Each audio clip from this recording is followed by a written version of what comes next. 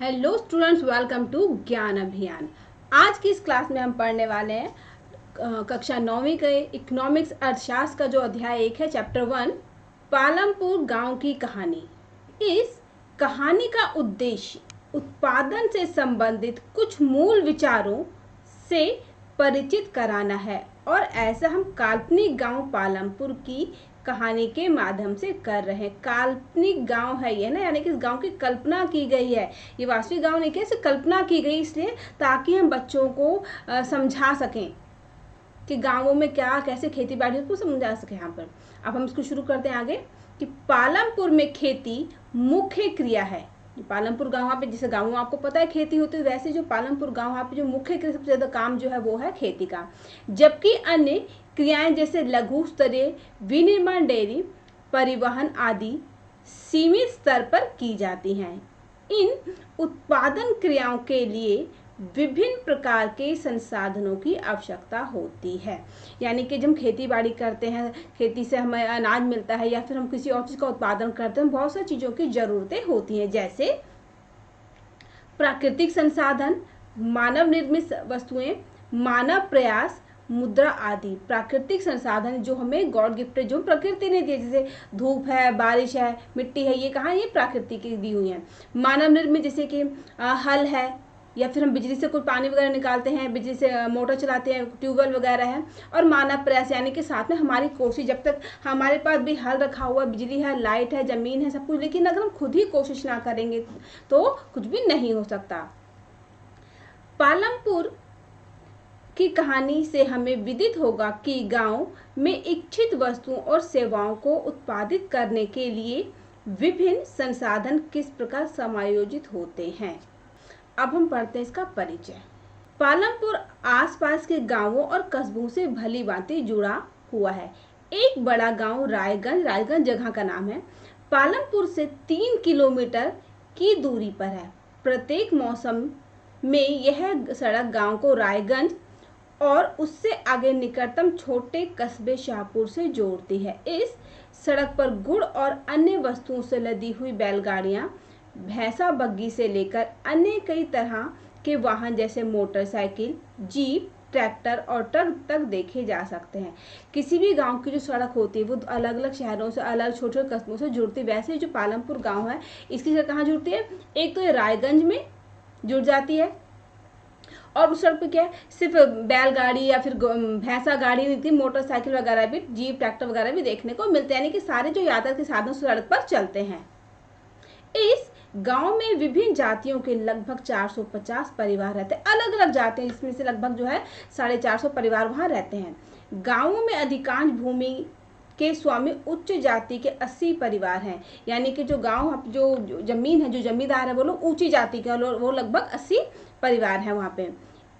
उनमें मकान जिनमें से बहुत बड़े हैं, ईंट और सीमेंट के बने हुए। अब जो जमींदार लोग हैं, जो रईस लोग, उनके जमीन जो मकान है, कैसे ऊंचे ऊंचे बने हुए, ईंट और सीमेंट से बने हुए हैं।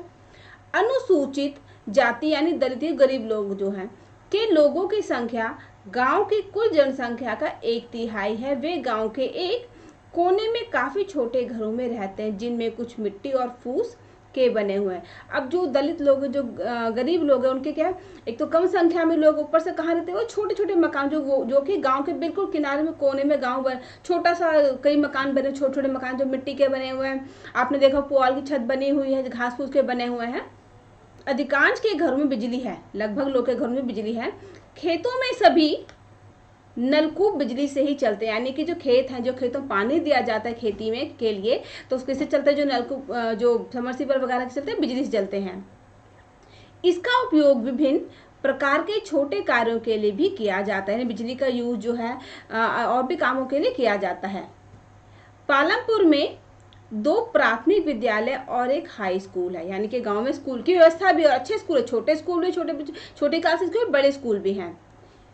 गांव में एक राजकीय प्राथमिक स्वास्थ्य केंद्र और एक निजी औषधालय भी है, जहां रोगियों का उपचार किया जाता है। यानी कि वहाँ पे लोग रहते, रहने के, उनकी पढ़ाई का, उनके इलाज का भी वहाँ पे जुगाड़ किया गया। वहाँ पे हॉस्पिटल, छोटे डिस्पेंसरी बनी, हॉस्पिटल बने हुए, जहाँ पे बीमार लोगों का इलाज किया जाता है। एक काल्पनिक गांव पालमपुर की कहानी हमें किसी भी गांव में विभिन्न प्रकार की उत्पादन संबंधी गतिविधियों के बारे में बताएगी। भारत के गांवों में खेती उत्पादन की प्रमुख गतिविधि है। अन्य उत्पादन गतिविधियों में, जिन्हें गैर कृषि क्रियाएं कहा जाता है, लघु निर्माण, परिवहन, दुकानदारी आदि शामिल है। हम उत्पादन के बारे में कुछ अन्य बातें जानने के बाद इन दोनों प्रकार की क्रियाओं पर विचार करेंगे। एक गांव के अंदर जहाँ पे लोग रहते हैं, वहाँ पे अमीर लोग भी हैं, जमींदार लोग भी हैं, गरीब किसान भी हैं। उनके रहने के जो मकान, उनमें भी अंतर है। अमीरों के मकान बहुत बड़े बड़े हैं, जो गरीब लोग उनके मकान छोटे हैं, घास फूस के बने हुए हैं। लेकिन गाँव में जो जरूरी है, उनके पढ़ने के लिए, उनके सेहत के लिए हॉस्पिटल वगैरह की भी सुविधा वहाँ पर दी हुई है गाँव के अंदर। अब हम पढ़ते हैं उत्पादन का संगठन। उत्पादन का उद्देश्य ऐसी वस्तुएं और सेवाएं उत्पादित करना है जिनकी हमें आवश्यकता है। वस्तुओं और सेवाओं के उत्पादन के लिए 4 चीजें आवश्यक हैं। भाई, जिन चीज़ों की हमें ज़रूरत है, जिनके बिना हमारा जो जीवन है वो मुश्किल है, जिनकी हमें डेली यूज़ की ज़रूरत है, उन सेवाओं को अगर, उन ज़रूरतों को अगर हमें पूरा कर, तो उन वस्तुओं को बनाना तो पड़ेगा, उन वस्तुओं को निर्माण तो करना पड़ेगा। जिसमें कि सब पहली आवश्यकता है भूमि तथा अन्य प्राकृतिक संसाधन जैसे जल, वन, खनिज। अगर जमीन नहीं होगी तो हम रहेंगे कहाँ, है ना। प्राकृतिक चीजें हैं, जैसे पानी है, हवा है, ये सब चीजें अगर नहीं होंगी तो हमारे जीवन यापन करना भी मुश्किल है।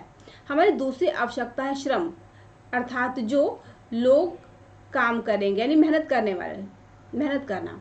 कुछ उत्पादन क्रियाओं में जरूरी कार्यों को करने के लिए बहुत ज़्यादा पढ़े लिखे कर्मियों की जरूरत होती है। दूसरी क्रियाओं के लिए शारीरिक कार्य करने वाले श्रमिकों की जरूरत होती है।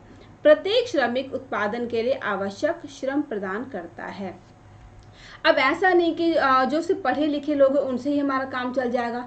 जो ज़्यादा पढ़े लिखे लोग हैं, जो समझदार व्यक्ति हैं, वो लोग क्या करते हैं, अलग अलग उपाय बनाते हैं, अलग अलग तरीके बनाते हैं कि हमें कैसे कौन सा काम करना चाहिए, हमारा काम जल्दी हो जाए और आसानी से भी हो जाए। लेकिन अब ऐसा तो नहीं कि एक ही व्यक्ति भी मशीनें भी चला लेगा, एक ही व्यक्ति जो सारी योजनाएं बना लेगा। तो योजनाएं बनाने के लिए, मशीनों को चलाने के लिए, खेत पे काम करने के लिए भी हमें अलग अलग व्यक्तियों की जरूरतें होती हैं। तीसरी आवश्यकता भौतिक पूंजी है, अर्थात उत्पादन के प्रत्येक स्तर पर अपेक्षित कई तरह के आगत। क्या आप जानते हैं कि भौतिक पूंजी के अंतर्गत कौन कौन सी मदें आती हैं? अब पहली जो है वो हम यहाँ देख लेते हैं, कौन सी है। पहली देखिए, औजार, मशीन, भवन। औजारों तथा मशीनों में अत्यंत साधारण औजार जैसे किसान का हल से लेकर परिष्कृत मशीनें जैसे जनरेटर, टरबाइन, कंप्यूटर आदि आते हैं। औजारों, मशीनों और भवनों का उत्पादन में कई वर्षों तक प्रयोग होता है। इन्हें स्थायी पूंजी कहा जाता है। अब देखिए, अगर हमें कोई काम कर तो मशीनें भी चाहिए, है ना, जगह भी चाहिए, कोई बिल्डिंग चाहिए, कोई भवन चाहिए, मकान चाहिए। तो अगर हम कोई मकान बना रहे, कोई बिल्डिंग बना रहे हैं, तो वहाँ पर क्या चाहिए, या फिर अगर कोई किसान खेती कर रहे तो हल चाहिए। तो ऐसी कुछ चीज़ें हैं जो हमें हमेशा यूज़ में आती रहती है, जिन्हें हम स्थायी पूंजी कहते हैं। जैसे कोई मशीन है, जनरेटर है, ये सब जो स्थायी पूंजी है, इनका जो यूज़ है हमें बार बार करना पड़ता है, लंबे समय तक हम करते हैं। अगर हमें कोई मकान बनाना है, खेती बाड़ी करनी है, तो हमें हल का प्रयोग हमें करना ही करना है। इसके बाद दूसरा है कच्चा माल और नगद मुद्रा। उत्पादन में कई प्रकार के कच्चे माल की आवश्यकता होती है, जैसे बुनकर द्वारा प्रयोग किया जाने वाला सूत, कुम्हारों द्वारा प्रयोग में लाई जाने वाली मिट्टी।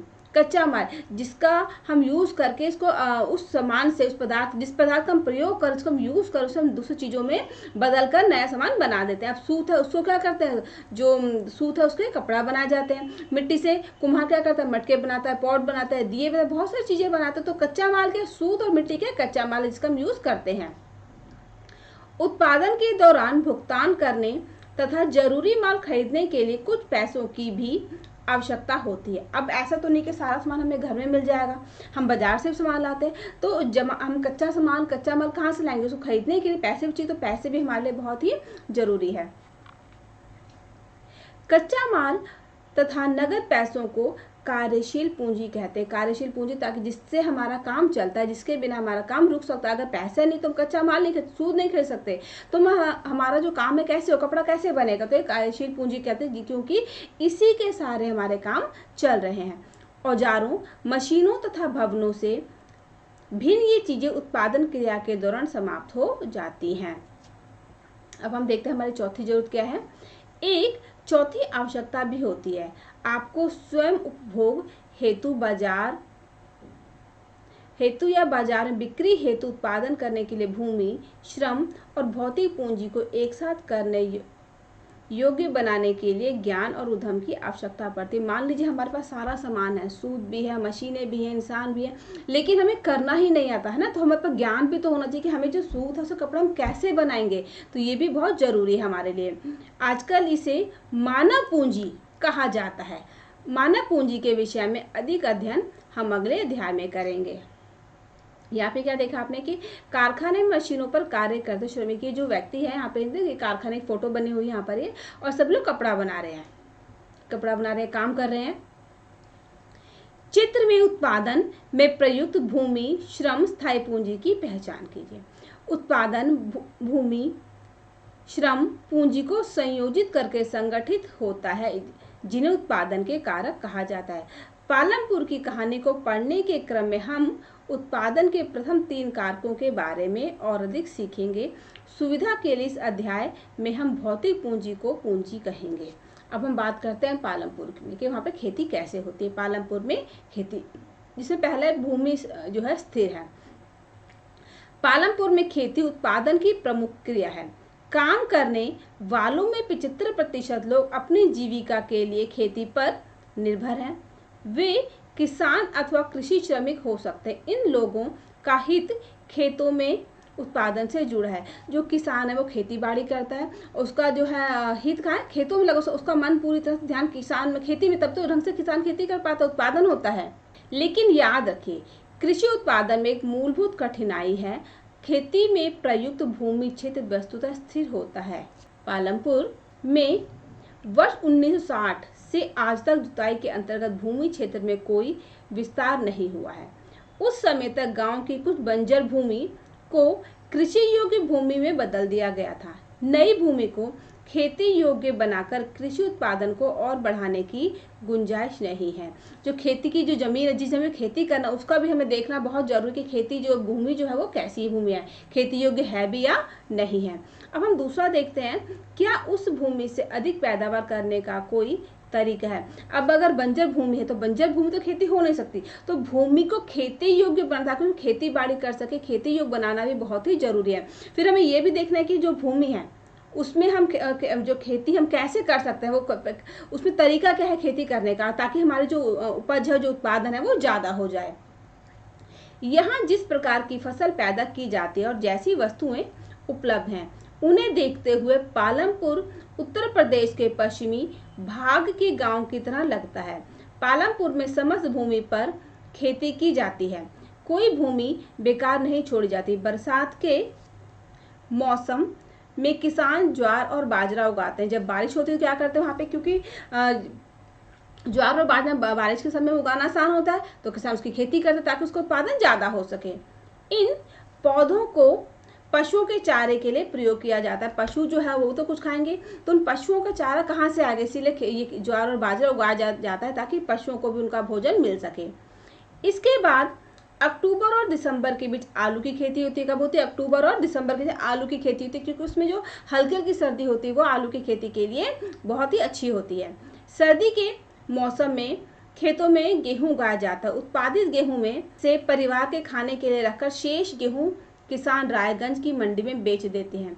भूमि के एक भाग में गन्ने की खेती भी की जाती है, जिसकी वर्ष में एक बार कटाई होती है। गन्ना अपने कच्चे रूप में या तो गुड़ के रूप में शाहपुर के व्यापारियों को बेचा जाता है।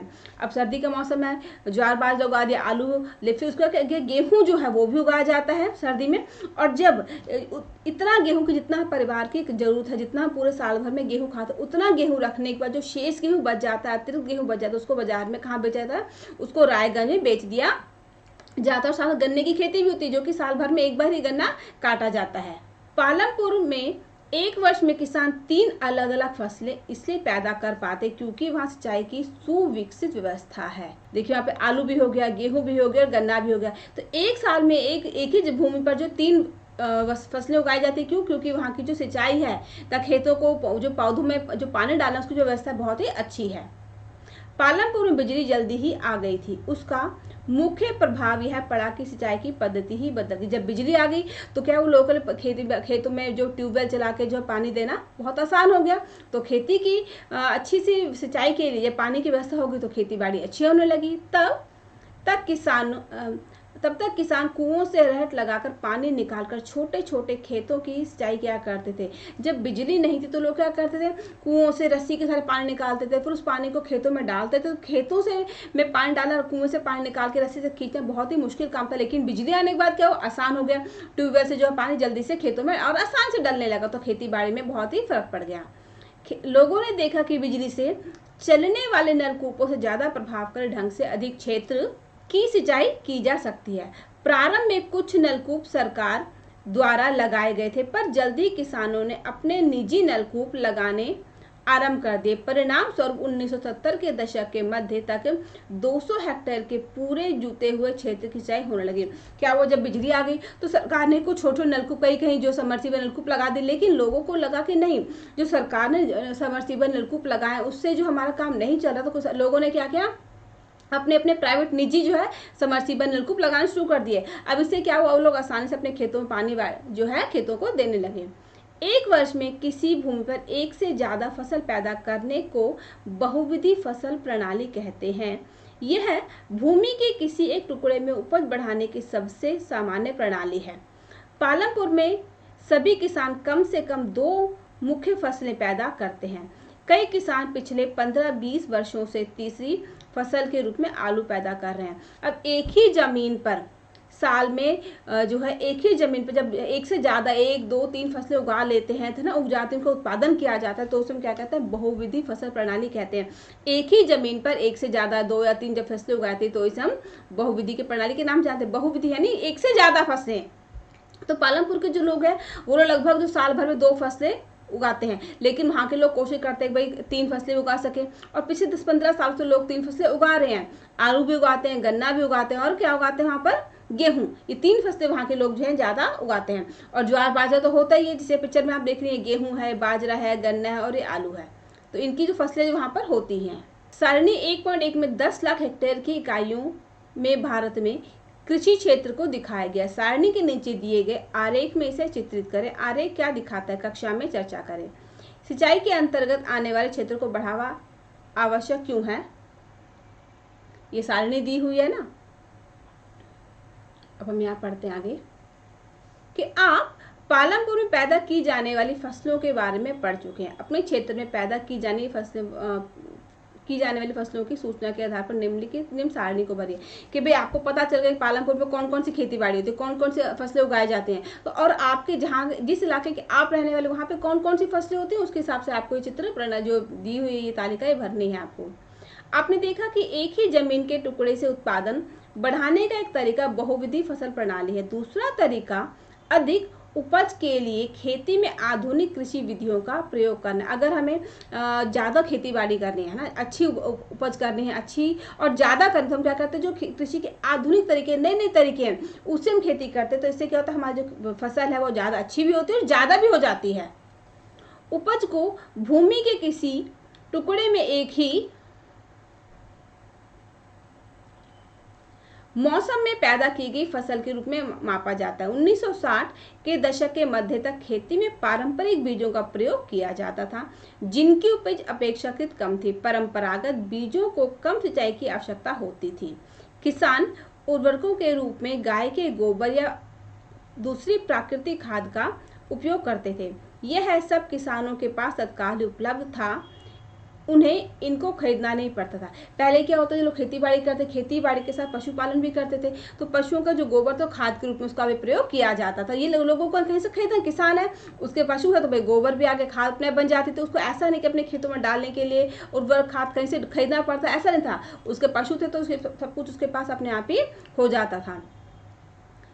1960 के दशक के अंत में हरित क्रांति ने भारतीय किसानों को अधिक उपज वाले बीजों HIV के द्वारा गेहूं और चावल की खेती करने के तरीके सिखाए। परंपरागत बीजों की तुलना में HIV बीजों से एक ही पौधे से ज्यादा यहाँ देखिए ये क्या है, आधुनिक कृषि के तरीके, एचआईवी बीज, रासायनिक उर्वरक आदि।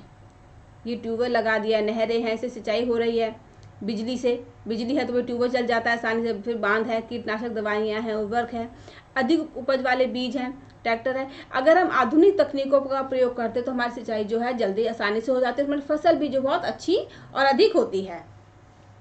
मात्रा में अनाज पैदा होने की आशा थी। इसके परिणाम स्वरूप जमीन के उसी टुकड़े में पहले की अपेक्षा कहीं अधिक अनाज की मात्रा पैदा होने लगी। यद्यपि अति उपज प्रजातियों वाले बीजों से अधिकतम उपज पाने के लिए बहुत ज़्यादा पानी तथा रासायनिक खाद कीटनाशकों की जरूरत थी। अधिक उपज केवल अति उपज प्रजातियों वाले बीज, सिंचाई, रासायनिक उर्वरकों, कीटनाशकों आदि के संयोजन से ही संभव थी। भारत में पंजाब, हरियाणा, पश्चिमी उत्तर प्रदेश के किसानों ने खेती के आधुनिक तरीकों का सबसे पहले प्रयोग किया। इन क्षेत्रों में किसानों ने खेती में सिंचाई के लिए नलकूप और एचआईवी बीजों, रासायनिक उर्वरकों, कीटनाशकों का उपयोग किया। उनमें से कुछ ने ट्रैक्टर, फसल गहाने के लिए मशीनें खरीदी, जिसने जुताई कटाई के काम को तेज कर दिया। उन्हें इनसे गेहूं की ज़्यादा पैदावार होने लगी। अब क्या, वो खेती की नई नई तकनीकी थी, लोगों ने उसका यूज़ करना शुरू कर दिया। पहले लोग बाल्टी से पानी भर भर के कुएं से निकाल के खेती बाड़ी में खेतों में डालते सिंचाई के, लेकिन अब क्या, बिजली आ गई, ट्यूबवेल लगा और जल्दी पानी 1 मिनट में पहुंच जाता था।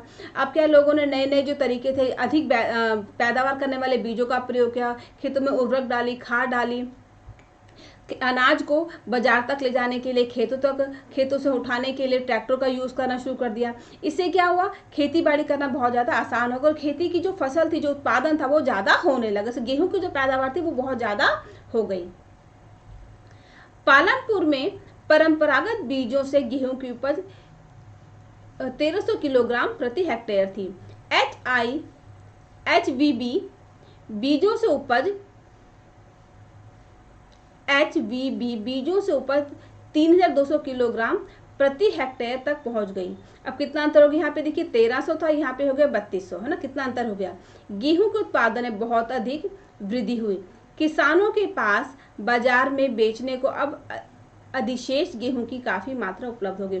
जब पहले भी 1300 किलोग्राम गेहूं होता था प्रति हेक्टेयर, तो लोग उसमें से खाते भी थे, साल भर फिर उसको बेचते थे। अब क्या, वो 3200 किलोग्राम प्रति हेक्टेयर गेहूं लगा। अब जितना हमारे खाने की क्षमता वो तो लगभग बराबर रहेगी, लेकिन हमें बेचने के लिए हमारे पास बहुत ज्यादा गेहूं बच गया और उससे क्या, वो लोगों को फायदा होने लगा। एक आरेख बनाकर दिखाइए क्या हरित क्रांति दोनों ही फसलों के लिए समान रूप से सफल सिद्ध हुई। विचार विमर्श करें। आधुनिक कृषि विधियों को अपनाने वाले किसान के लिए आवश्यक कार्यशील पूंजी क्या है? पहले की तुलना में कृषि की आधुनिक विधियों के लिए किसानों को अधिक नकद की जरूरत पड़ती थी, क्यों? अब हम यहाँ देखते हैं कि क्या भूमि यह धारण कर पाएगी। भूमि एक प्राकृतिक संसाधन है, अतः इसका सावधानी पूर्वक प्रयोग करने की जरूरत है। वैज्ञानिक रिपोर्टों से संकेत मिलता है कि खेती की आधुनिक कृषि विधियों ने प्राकृतिक संसाधन आधार का अति उपयोग किया है। अनेक क्षेत्रों में हरित क्रांति के कारण उर्वरकों के अधिक प्रयोग से मिट्टी की उर्वरता कम हो गई है। इसके अतिरिक्त नलकूपों से सिंचाई के कारण भूमि जल के सतत प्रयोग से भूम जल स्तर कम हो गया। मिट्टी की उर्वरता, भौमजल जैसे पर्यावरण संसाधन कई वर्षों में बनते हैं।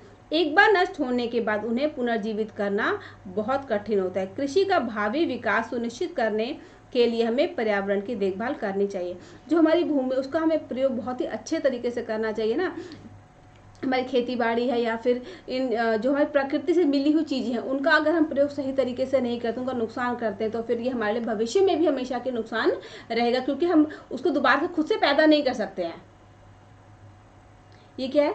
पालनपुर गांव कृषि भूमि का वितरण। पालनपुर का गांव है, यहाँ पे कृषि देखिए कैसे हो रही है। जमीन का बड़े ही अच्छे तरीके से प्रयोग यहाँ पर किया जाता है।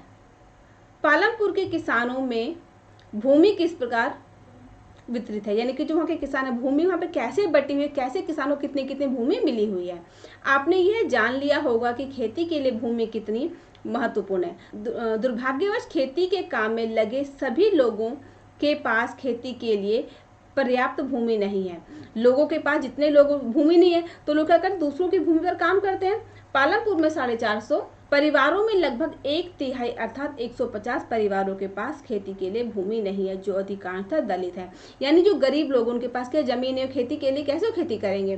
तो बाकी के परिवार कितने रह गए, 240 रह गए जिनके पास भूमि है। तो 2 हेक्टेयर से कम क्षेत्रफल वाले छोटे भूमि के टुकड़ों पर खेती करते हैं। भूमि के ऐसे टुकड़ों पर खेती करने से किसानों के परिवारों को पर्याप्त आमदनी नहीं होती।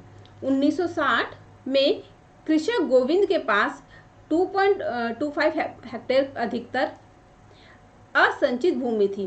गोविंद अपने 3 पुत्रों की मदद से इस भूमि पर खेती करता था। यद्यपि वे बहुत आराम से नहीं रह रहे थे, लेकिन परिवार अपनी एक भैंस से होने वाली कुछ अतिरिक्त आय के द्वारा अपना गुजारा कर रहा था। गोविंद की मृत्यु के कुछ वर्ष पश्चात यह भूमि उनके तीनों पुत्रों के बीच बंट गई।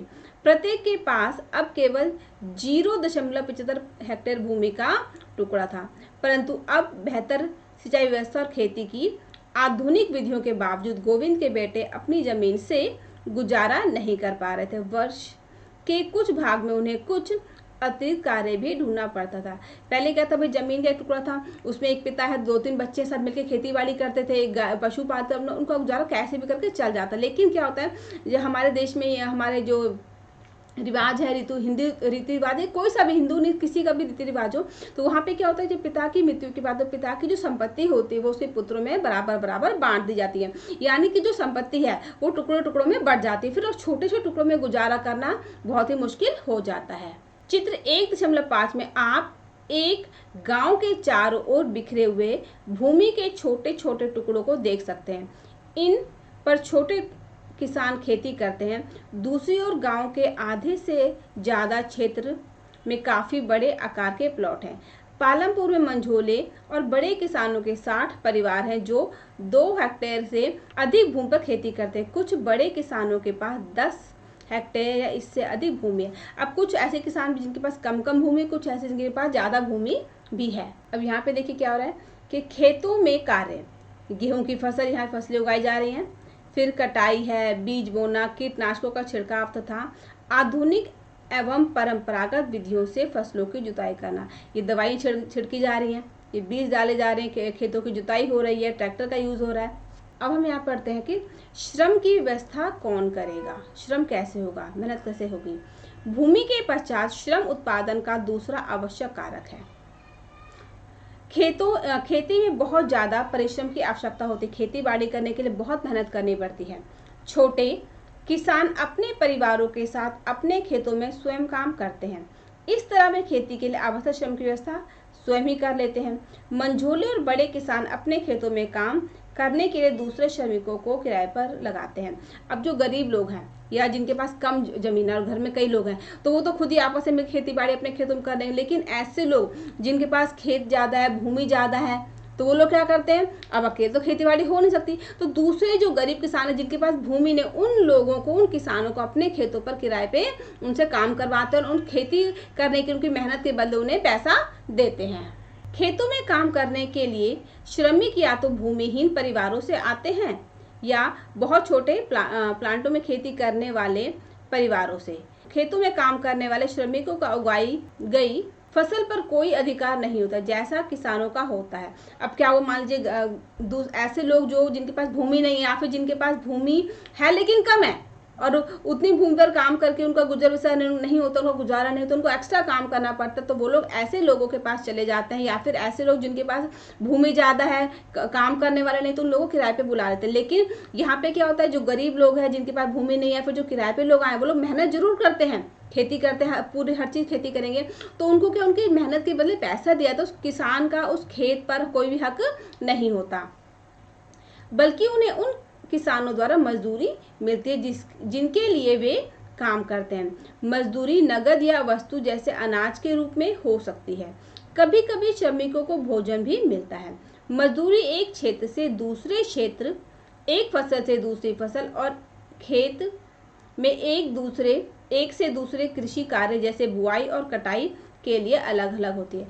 अब किसानों को किराए पे लाए गए हैं ना, गरीब किसान किराए पे काम करने के लिए आ गए हैं खेतों में, तो क्या उनको पैसा दिया जाता है या पैसा नहीं देते हैं तो क्या कहते हैं उनको उनकी खेती जो उन्होंने मेहनत की खेतों में उसके बदले कुछ अनाज का हिस्सा दे दिया जाता है। लेकिन अगर वो खेती में खेती कर रहे हैं, हल चला रहे हैं, बुआई कर रहे हैं, कुछ कर रहे हैं, तो हर खेत पे काम करने का या फिर कौन सा काम कर रहे हैं, जुताई कर रहे हैं, कटाई कर रहे हैं, हर एक काम का पैसा जो है वो अलग अलग होता है। रोजगार की अवधि में भी काफ़ी भिन्नताएं होती हैं। खेतों में काम करने वाले श्रमिक या तो दैनिक मजदूरी के आधार पर कार्य करते या उन्हें कार्य विशेष जैसे कटाई या पूरे साल के लिए काम पर रखा जाता है।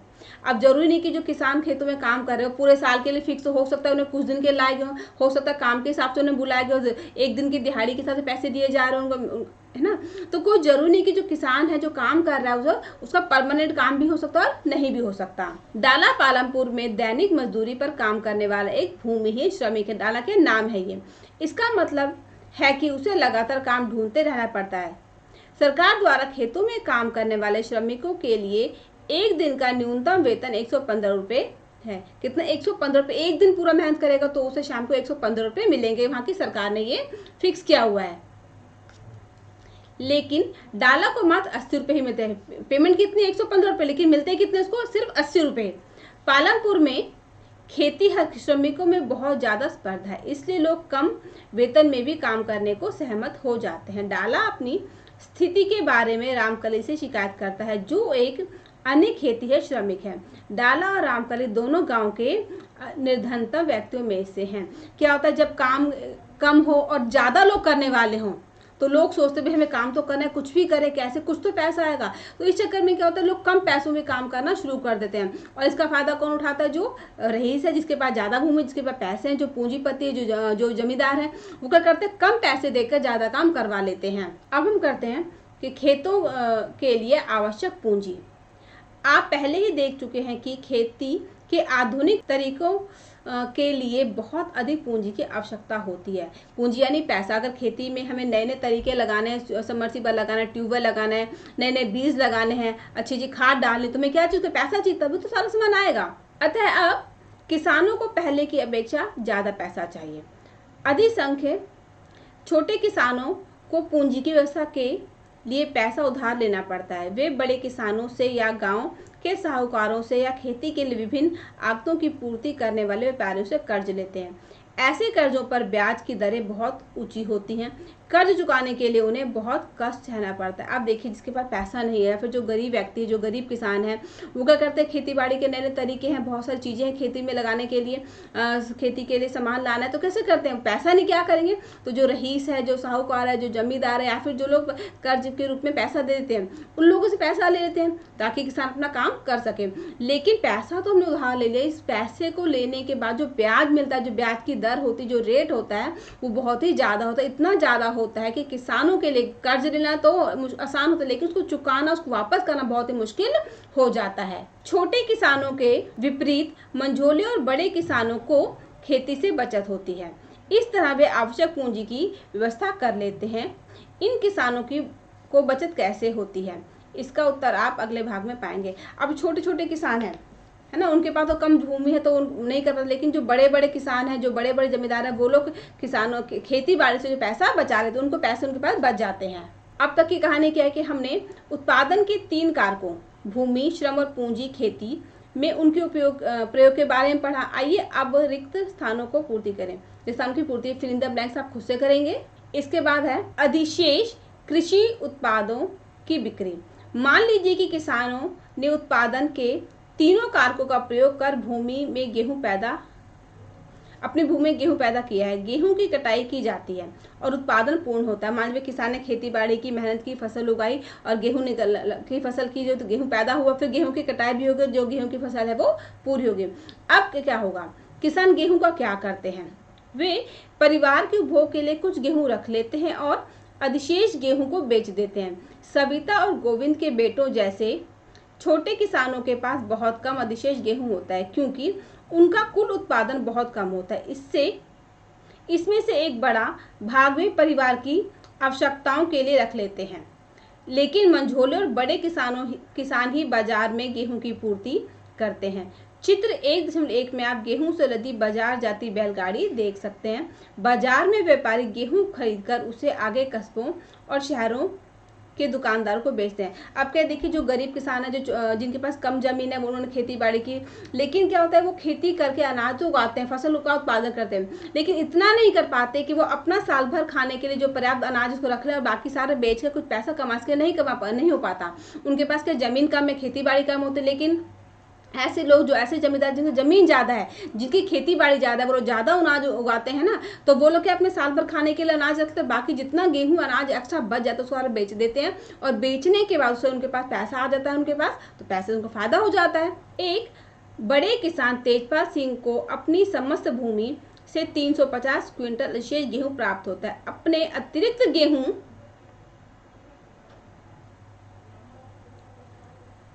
को वह रायगंज के बाजार में बेच देता है, अच्छी कमाई करता है। तेजपाल सिंह इस कमाई का क्या करता है? अब जैसे जो ज़्यादा अमीर है, जो जिसके पास ज़मीन ज़्यादा, उनके पास खेती बाड़ी ज़्यादा, कि अनाज ज़्यादा हुआ, तो उनके जो एक्स्ट्रा गेहूँ उन्होंने क्या किया, उसको बेच दिया। बेचने के बाद उनके पास कमाई हो गई ज़्यादा, तो उस कमाई से वो लोग क्या करते हैं, ये हम यहाँ जानेंगे। तेजपाल सिंह ने अधिकांश पैसा बैंक के अपने खाते में जमा कर दिया था। बाद में उसने इस पैसे का उपयोग सविता जैसे किसानों को कर्ज देने में किया, जिन्हें कर्ज की आवश्यकता थी। उसने बचत का उपयोग अगले मौसम की खेती के लिए कार्यशील पूंजी की व्यवस्था करने में भी किया।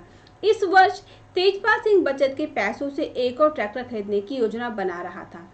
दूसरे ट्रैक्टर से उसकी स्थिर पूंजी में वृद्धि हो जाएगी। तेजपाल सिंह की भांति दूसरे बड़े और मंझोले किसान भी खेती के अधिशेष कृषि उत्पादों को बेचते हैं। कमाई के एक भाग को अगले मौसम के लिए पूंजी की व्यवस्था के लिए बचाकर रखा जाता है। इस तरह वे अपनी खेती के लिए गेहूं की व्यवस्था अपनी ही बचतों से कर लेते हैं। कुछ किसान बचत का उपयोग पशु, ट्रक आदि खरीदने अथवा दुकान खोलने में भी करते हैं। जैसा कि हम देखते हैं, इन सबको गैर कृषि कार्यों के लिए पूंजी कहते हैं। अब क्या वो ज़्यादा उत्पादन हुआ तो सारा अनाज जो बेच दिया, बेचने पर जितना एक्स्ट्रा पैसा उसको क्या किया, बैंक में रख दिया।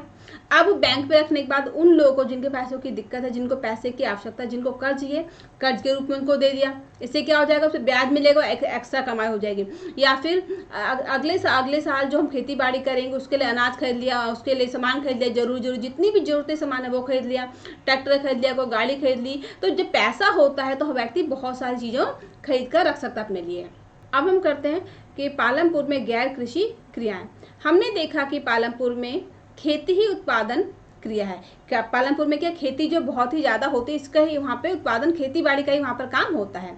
अब हम कुछ गैर कृषि उत्पादन कहते हैं ऐसे काम जो कृषि के ले, जैसे कि दुकान खोलना या फिर कुछ और काम करना, जैसे कि सूत कपड़ा बनाना, या फिर खेती बाड़ी के अलावा जो भी काम होते हैं वो सारे गैर कृषि क्रियाएं कहलाती हैं। जैसे कि डेयरी है। अन्य प्रचलित क्रिया, पालमपुर के कई परिवारों में डेयरी एक प्रचलित क्रिया है। लोग अपनी भैंसों को कई तरह की घास और बरसात के मौसम में उगने वाली ज्वार और बाजरा खिलाते हैं। दूध को निकट के गांव रायगंज में बेचा जाता है। शाहपुर गांव के 2 व्यापारियों ने रायगंज में दूध संग्रहण एवं शीतलन केंद्र खोला हुआ है, जहां से दूध दूर दराज के शहरों कस्बों में बेचा जाता है। क्या हुआ, अब डेयरी है, जिनके पास पशु है वो लोग क्या करते हैं, पशुओं को पालते हैं, उनका दूध जो है अपने तो यूज़ करते हैं खाने पीने के लिए, लेकिन उसके बाद जितना दूध सारा का सारा उसको बाहर बेच देते हैं, वो दूसरे गांवों में, दूसरे कस्बों में भी बेचा जाता है। अब हम यहाँ देखते हैं पालमपुर में लघु स्तरीय विनिर्माण का एक उदाहरण।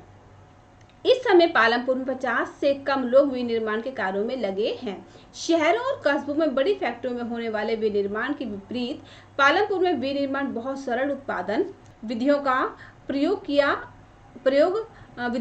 होता है और उसे छोटे पैमाने पर ही किया जाता है। विनिर्माण कार्य पारिवारिक श्रम की सहायता से अधिकतर घरों या खेतों में किया जाता है। श्रमिक को कभी कभार ही किराए पर लिया जाता है। क्या होता है, एक ही परिवार के लोग सब मेहनत करते हैं, काम करते हैं आपस में, और जब उनको लगता है कि हम जो परिवार के लोग काम कर रहे हैं हमसे नहीं हो पाए, तब वो किसी के एक आध व्यक्ति को, एक श्रमिक को जो है किराए पे काम करने के लाते, वरना जो परिवार के लोग होते हैं वही मिलकर काम करते हैं। अब हम यहाँ पढ़ते हैं पालमपुर के दुकानदार। पालमपुर में ज्यादा लोग व्यापार वस्तु विनिमय नहीं करते। पालमपुर के व्यापारी वे दुकानदार हैं जो शहरों के थोक बाजारों से कई प्रकार की वस्तुएं खरीदते हैं और उन्हें गांव में लाकर बेचते हैं। आप देखेंगे कि गांव में छोटे जनरल स्टोर में चावल, गेहूं, चाय, तेल, बिस्कुट, साबुन, टूथपेस्ट, बैटरी, मोमबत्तियाँ, कॉपियाँ, पेन, पेंसिल, यहाँ तक कि कुछ कपड़े भी बिकते हैं। कुछ परिवारों ने जिनके घर बस स्टैंड के निकट है अपने घर के एक भाग में छोटी दुकान खोल ली है। वे खाने की चीज़ें बेचते हैं। आपने देखा होगा अक्सर अगर आप किसी नई जगह पर जाते हैं, छोटे कस्बों में जाते हैं, तो वहाँ पे लोग जिनका घर जो रोड के पास है, किनारे, सड़क के किनारे या फिर बस स्टैंड के पास है, वो लोग क्या करते हैं, अपने घरों के बाहर छोटी छोटी दुकानें खोल लेते हैं। वहाँ पे खाने पीने की वस्तुएं बेचते हैं ना। क्यों? क्योंकि जो सफ़र से आने वाले लोग हैं, जब कोई कहीं जा रहा है, आएगा भी, तो जब वो आता है तो भूखा होता है, प्यास लगी है, तो वो लोग खाने पीने का जो सामान होता है खरीदते भी हैं। इस तरह से कि उनकी दुकान भी चलती रहती है और जो आने जाने वाले लोग हैं उनको भी सहायता हो जाती है। आपने देखा होगा गाँवों में अक्सर जो छोटी छोटी दुकानें होती हैं, उनकी दुकान पर कपड़े से लेकर खाने पीने का, रहने का, पढ़ने का सारा सामान मिल जाता है। वो लोग क्या करते हैं, शहरों से जो सामान ला के गाँवों में बेचते हैं। अब हम बात करते हैं परिवहन की। तेजी से विकसित होता एक क्षेत्र। पालमपुर और रायगंज के बीच सड़क पर कई प्रकार के वाहन चलते हैं। रिक्शे वाले, टांगे वाले, जीप, ट्रैक्टर, ट्रक ड्राइवर तथा परंपरागत बैलगाड़ी और दूसरी बैलगाड़ियां चलाने वाले वे लोग हैं जो परिवहन सेवाओं में शामिल हैं। वे लोगों और वस्तुओं को एक जगह से दूसरी जगह पहुंचाते हैं और इसके बदले उन्हें पैसे मिलते हैं। कई वर्षों में परिवहन से जुड़े लोगों की संख्या बहुत बढ़ गई है। अब जब लोग हैं एक जगह से आना जाना करते हैं तो पैदल तो जाएंगे नहीं, तो क्या होता है, यातायात के जो साधन है, बैलगाड़ी, रिक्शा है या फिर ट्रक है, ड्राइवर है, बस है, कुछ ना कुछ लोग जो ड्राइवर होते हैं वो लोग उसको चला के ले आते हैं। तो इसके बदले क्या होता है, अगर उन्होंने एक व्यक्ति को एक स्थान से अपनी गाड़ी में बिठाया, दूसरे स्थान पर लेकर व्यक्ति को पहुंचा दिया, तो इसके बदले में क्या होता है, जो व्यक्ति जिसने यात्रा की है वो उनको पैसे देता है। और अब तो जो है बिना परिवहन के काम ही नहीं चलता, सभी को परिवहन चाहिए ही चाहिए कहीं भी आने जाने के लिए। अब हम इस अध्याय का सारांश देखते हैं क्या है। गांव में खेती मुख्य उत्पादन क्रिया है। पिछले वर्षों में खेती की विधियों में कई महत्वपूर्ण परिवर्तन हुए हैं। इनकी वजह से किसान उतनी ही भूमि से अधिक फसल पैदा करने लगे हैं। यह एक महत्वपूर्ण उपलब्धि है क्योंकि भूमि स्थायी तथा दुर्लभ है। उत्पादन को बढ़ाने के लिए भूमि और अन्य प्राकृतिक संसाधनों पर बहुत अधिक दबाव पड़ता है। जो खेती है, उत्पादन के लिए जो बहुत ही जरूरी है, लेकिन अब हमने देखा कि हमारे जो खेती बाड़ी के नए नए तरीके हैं, उत्पादन ज़्यादा हो जाता है इनसे, तो क्या होता है, नए नए तरीकों से हमारा उत्पादन ज़्यादा हो रहा है। भूमि उतनी की उतनी है लेकिन हमारा जो उत्पादन है वो ज़्यादा हो जाता है। अब आगे देखिए, खेती की नई विधियों में कम भूमि परंतु अधिक पूंजी की जरूरत पड़ती है। मंझोले बड़े किसान अपने उत्पादन से हुई बचत से अगले मौसम के लिए पूंजी की व्यवस्था कर लेते हैं। दूसरी ओर छोटे किसानों के लिए, जो भारत में किसानों की कुल संख्या का 80% भाग है, पूंजी की व्यवस्था करना बहुत कठिन है। जो ज़्यादा रईस है, जिनके पास ज़्यादा भूमि, उनके पास पैसा भी ज़्यादा हो जाता है, लेकिन जो गरीब व्यक्ति जिसकी भूमि कम है, तो वो लोग क्या, उनके लिए पैसों की बचत करना बहुत ही मुश्किल हो जाता है। उनके भूखंड का आकार छोटा होने के कारण उनका उत्पादन पर्याप्त नहीं होता। अतिरिक्त साधनों की कमी के कारण वे अपनी बचत से पूंजी नहीं निकाल पाते, अतः उन्हें कर्ज लेना पड़ता है। कर्ज के अतिरिक्त कई छोटे किसानों को अपने परिवार के भरण पोषण के लिए खेतीहर मजदूरों के रूप में अतिरिक्त काम करना पड़ता है। अब जो गरीब व्यक्ति, इसके ज़्यादा पैसा नहीं, तो उत्पादन भी कम कर पाता, उत्पादन कम होता तो बचत नहीं होती, और जब बचत नहीं होती तो क्या करता है, वो अपनी ज़रूरतों को पूरा करने के लिए कर्ज लेता है या फिर दूसरों के खेतों में, अपने खेतों के अलावा भी जाकर वहाँ पर काम करता है। श्रम पूंजी उत्पादन के अन्य कारकों की तुलना में सबसे अधिक प्रचुर है, अतः नई विधियों में श्रम का अधिक प्रयोग करना आदर्श होता। दुर्भाग्यवश ऐसा नहीं हुआ। खेती में श्रमिकों का उपयोग सीमित है। अवसरों की तलाश में श्रमिक आस पड़ोस के गांवों, शहरों तथा कस्बों में जा रहे हैं। कुछ श्रमिकों ने गांव में ही गैर कृषि क्षेत्र में काम करना आरंभ कर दिया है। अब जब लोगों की ज़रूरतें ज़्यादा हैं, पूरी नहीं होती, लोग क्या कर दूसरे गांवों में, शहरों में चले जाते ताकि वहाँ काम करें, अपनी ज़रूरतों को पूरा कर सकें। लेकिन कुछ ऐसे व्यक्ति हैं जो खेती बाड़ी करने के साथ अपने ही गाँवों में कोई दुकान खोल लेते हैं जिसमें खाने पीने का सामान बेचते हैं, शहरों से ला के सामान बेचते हैं। ठीक है, गैर कृषि वाले जो काम होते हैं वो भी उन्होंने काम करना शुरू किया ताकि उनकी जो गुजर बसर है वो आसानी से हो सके। इस समय गांव में गैर कृषि क्षेत्र बहुत बड़ा नहीं है। भारत में ग्रामीण क्षेत्र के 100 कामगारों में से केवल 24 ही गैर कृषि कार्यों में लगे हैं। यद्यपि गांव में अनेक प्रकार के गैर कृषि कार्य होते हैं। प्रत्येक कार्य में नियुक्त लोगों की संख्या बहुत ही कम है। हम चाहेंगे कि भविष्य में गांव में गैर कृषि उत्पादन क्रियाओं में भी वृद्धि हो। खेती के विपरीत गैर कृषि कार्यों में कम भूमि की आवश्यकता होती है। लोग कम पूंजी से भी गैर कृषि कार्य कर आरंभ कर सकते हैं। लोग पास कम पैसा है, लेकिन क्या अगर वो लोग मेहनत करें, कोशिश करें, तो जो है खेती के साथ साथ कुछ और भी काम कर सकते हैं, जिससे उनका गुजर बसर आसानी से हो जाता है। हम पूंजी को प्राप्त कैसे किया जा सकता है? इस पूंजी को कैसे प्राप्त किया? अब कुछ और काम करने तो पैसे चाहिए है ना, बिना पैसे के तो कोई काम होगा। तो पूंजी को कैसे प्राप्त कर सकते हैं कि हम कोई भी काम, दूसरा काम शुरू कर सके? या तो अपनी ही बचत का उपयोग किया जाए या फिर कर्ज लिया जाता है। क्या करते हैं, जो कुछ पैसे हम थोड़ा बहुत बचाए हैं उससे काम करते हैं, या फिर दूसरे से कर्ज लेकर कुछ काम नया शुरू करते हैं। आवश्यकता है कि कर्ज ब्याज की कम दर पर उपलब्ध हो।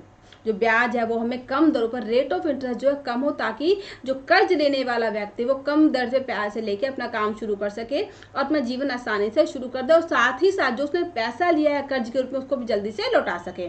लेकिन अगर ज़्यादा ब्याज होगा तो उसको लौटाना मुश्किल हो जाता है। फिर लोग क्या करते हैं, कैसे भी रह के दुख में अपने जीवन को कैसे बस अपनी ज़िंदगी गुजारने की कोशिश करते हैं, ताकि बिना बचत वाले लोग भी गैर कृषि कार्य शुरू कर सकें। गैर कृषि कार्यों के प्रसार के लिए यह भी आवश्यक है कि ऐसे बाजार हों जहां वस्तुएं और सेवाएं बेची जा सकें। पालमपुर में हमने देखा कि आस पड़ोस के गांवों, कस्बों और शहरों में दूध, गुड़ और गेहूं आदि उपलब्ध है। जैसे जैसे ज्यादा गांव, कस्बों और शहरों में अच्छी सड़कों, परिवहन, टेलीफोन से जुड़ेंगे, भविष्य में गांवों में गैर कृषि उत्पादन क्रियाओं के अवसर बढ़ेंगे। अब अगर लोगों को ब्याज जो है कम ब्याज पर कर्ज मिल जाता है, तो लोग क्या करते हैं, उस पैसों से अपने छोटे छोटे काम धंधे शुरू कर लेते हैं, और गांव में रहने के साथ साथ खेती बाड़ी के साथ साथ लोग गैर कृषि कार्य भी शुरू करते हैं। इससे क्या हो जाता है, लोगों को जीवन यापन करना जो लोगों के लिए आसान हो जाता है। आस पड़ोस गाँवों में जाके वो लोग अपने दूध है, गुड़ है, गेहूँ है, जो भी सामान ला भी सकते हैं और उन्हें बेच भी सकते हैं। तो क्या अगर शहरों और गाँवों में अच्छी सड़कें बन जाए, परिवहन के साधन हो जाए, यातायात की अच्छी सुविधा मिल जाए, लोग टेलीफोन से जुड़ने लगे, तो लोगों के लिए गैर कृषि कार्य करना भी आसान हो जाएगा। तो अब आपने देखा कि पालमपुर गांव, यानी कि किसी भी गांव के अंदर जो हम देखते हैं खेती बाड़ी करना बहुत ही आसान है या फिर मुश्किल है, कैसे लोग वहाँ के लोग खेती बाड़ी करते हैं, ये हमने इस चैप्टर के अंदर सीखा है। तो मुझे उम्मीद है कि चैप्टर आपको अच्छे समझ में आ गया होगा, है ना। अब मिलते हैं आपसे एक नए वीडियो में, एक नई क्लास में, एक नए चैप्टर के साथ। तो इसी तरह देखते रहिए आपका अपना ज्ञान अभियान।